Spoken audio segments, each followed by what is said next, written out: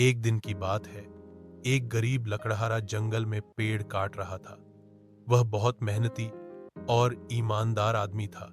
जंगल के बीचों बीच एक नदी बह रही थी। लकड़हारा पेड़ काटते हुए नदी के किनारे पहुंचा। अचानक उसका कुल्हाड़ी वह उसके हाथ से फिसलकर नदी में जा गिरा। पानी गहरा था और लकड़हारा बहुत परेशान हो गया। वह बैठकर रोने लगा और दुआ करने लगा, हे अल्लाह, मेरा कुल्हाड़ा मेरे लिए बहुत कीमती था। मैं कैसे काम करूंगा अब? उसकी दुआ सुनकर नदी की परी से नहर के पानी से एक परी नमूदार हुई। उसने पूछा, ए लकड़हारे, तुम क्यों रो रहे हो? लकड़हारे ने सच सच सारी बात बता दी। परी मुस्कुराई और नदी में घोंता लगाकर एक सुनहरी कुल्हाड़ निकाल लाई।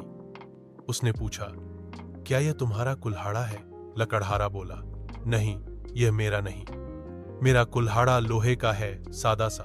परी ने दूसरा घोंता लगाया और चांदी का कुल्हाड़ा निकालकर पूछा, यह तुम्हारा है?